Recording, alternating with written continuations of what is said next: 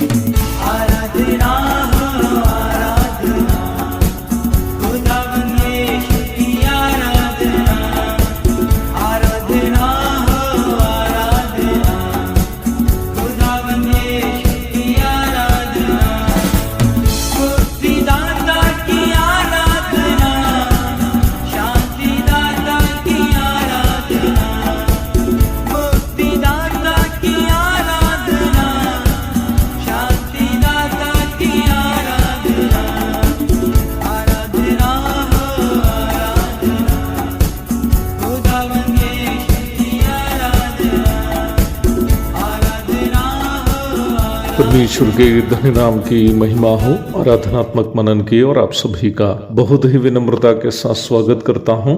सप्ताह के पहले दिन नामक विषय वस्तु पर हम बीते रविवार के दिन ये देखे थे कि वर्तमान समय के रविवार और बाइबल में बताया गया सप्ताह के पहला दिन दोनों ऐतिहासिक प्रमाणों के अनुसार देखा जाए एक ही है। और हम ये भी देखे थे कि हमारे प्रभु यीशु मसीह का पुनरुत्थान ऐसा ही एक रविवार के दिन ही अथवा सप्ताह के पहला दिन हुआ था। नया नियम से हमें मिलने वाली सूचनाओं के अनुसार हमें स्पष्ट रूप में ये जानकारी मिलती है कि प्रथम शताब्दी में प्रेरित लोगों के जीवित रहते समय ही स्थानीय कलीसियाएं सामूहिक रूप में इकट्ठा होने का एक महत्वपूर्ण दिन के रूप में सप्ताह के प्रथम दिन को मानते थे। प्रेरितों के काम 20 की 7 और पहला कुरिन्थी 16 की 2 इस तथ्य की ओर इशारा करने वाली 2 आयतें हैं। पहला कुरिन्थी 16 की 2 इस परिप्रेक्ष्य में हमें और भी स्पष्टता देता। कुरिन्थ की स्थानीय कलीसिया में आर्थिक भेंट इकट्ठा करने के संबंध में प्रेरित पौलुस जो निम्न कलीसिया के संस्थापक प्रचारक भी है, उन्हें सिखाता है कि उसे सप्ताह के पहला दिन इकट्ठा किया जाना चाहिए। और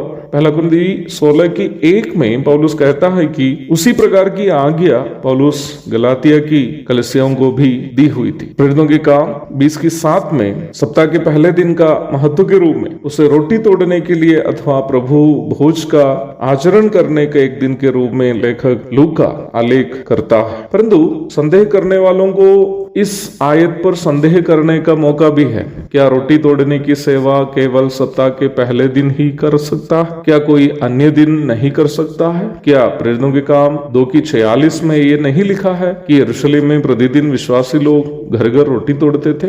ये बात प्रेरितों के काम 2 की 46 से स्पष्ट है कि कलीसिया की स्थापना के बाद प्रारंभिक दिनों में यरूशलेम शहर के विभिन्न प्रांतों में जो स्थानीय कलीसियाएं थी, जो घरों में प्राचीनों की अगुवाई में इकट्ठे होते थे, प्रतिदिन रोटी तोड़कर प्रभु भोज की सेवा का निर्वाह करते थे। और वचन में ऐसी शिक्षा नहीं हम देखते हैं कि सप्ताह के किसी खास दिन में ही रोटी तोड़ी जानी चाहिए। इन दोनों कारणों से हम ऐसा दावा नहीं कर सकते हैं कि रविवार छोड़कर अन्य किसी दिन रोटी तोड़ना पाप। परंतु प्रेरितों के काम 20 की 7 से और पहला कुरिन्थी 16 की 2 से मिलने वाली सूचनाओं के अनुसार हमें इस निष्कर्ष पर पहुंचना आसान है कि प्रथम शताब्दी के मध्य समय से ही कलीसिया सप्ताह के पहले दिन की अथवा रविवार की सामूहिक सभा को रोटी तोड़ते हुए और गरीब विश्वासियों की मदद के लिए आर्थिक भेंट इकट्ठा करते हुए विश्वासियों के बीच एक आत्मिक संगति रखने के द्वारा परमेश्वर की महिमा करने के एक दिन के रूप में निर्धारित किया था। अवश्य हम ये बात भूले नहीं कि प्रथम शताब्दी के मध्य कहने पर प्रेरित पौलुस और अन्य कई प्रेरित लोग भी जीवित है। इस परिप्रेक्ष्य में प्रकाशित वाक्य 1 की 10 में जिक्र किया गया प्रेरित यूहन्ना के अनुभव की ओर ध्यान देने पर वहां बताया गया प्रभु के दिन अथवा द लॉर्ड्स डे भी एक सप्ताह का पहला दिन अथवा रविवार था करके आसानी से हम समझ सकते हैं। प्रकाशित वाक्य की रचना प्रथम शताब्दी के लगभग अंतिम समय में हुई थी। इफिसुस की कलीसिया में अगुवाई की सेवा करते हुए रहते समय प्रेरित यूहन्ना मसीही विश्वास और मसीह की सेवा के कारण रोमी प्रशासन के द्वारा गिरफ्तार किया गया था। उबाले हुए तेल में डालने के बाद भी हानि नहीं होने के कारण रोमी सम्राट डोमिशियन वृद्ध यूहन्ना को ईजियन सागर के बीच स्थित पद्मोस नामक एक टापू की ओर एकांतवास के लिए भेज दिया। प्रत्येक सप्ताह के पहला दिन अन्य विश्वासियों के संग रोटी तोड़ते हुए प्रभु की याद करते आए हुए प्रेरित यूहन्ना उस दिन निम्न टापू में अकेला था, साथ संगति करने और रोटी तोड़ने के लिए कोई अन्य विश्वासी नहीं थे। फिर भी प्रभु का मनन करते हुए प्रेरित यूहन्ना को आनंद अवश्य हुआ था। प्रभु का मनन करते हुए रहने वाले प्रेरित यूहन्ना को प्रभु स्वयं दर्शन दिया। प्रभु का महिमामय रूप का दर्शन पाकर यूहन्ना हथमरा स्थिति में प्रभु के सामने उनके पद चरणों पर गिर गया। मैं कहूंगा कि यूहन्ना प्रभु के पद चरणों पर गिरते हुए उनकी आराधना की। एक प्रकार कहने से बाइबल की परिसमाप्ति प्रभु की आराधना के साथ ही होती है। प्रकाशित वाक्य के पहला अध्याय में पतमोस के टापू में कठिन सताव के बीच में प्रभु की आराधना करने वाला प्रेरित यूहन्ना को हम देखते हैं। प्रकाशित वाक्य 1:10। प्रकाशित वाक्य के अंतिम अध्याय में नया यरूशलेम में यीशु मसीह का दर्शन आमने सामने करते हुए प्रभु की आराधना करने वाले प्रभु के प्रियजनों के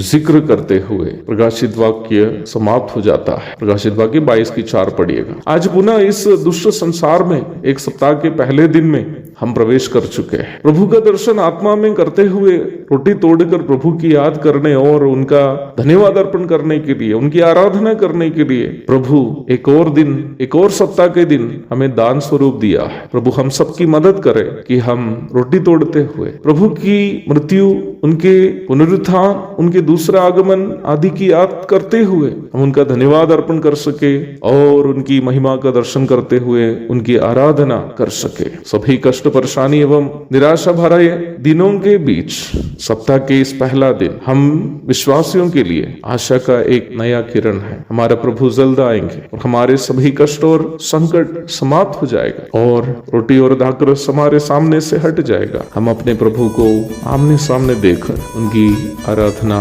नित्य करते रहेंगे। आमीन।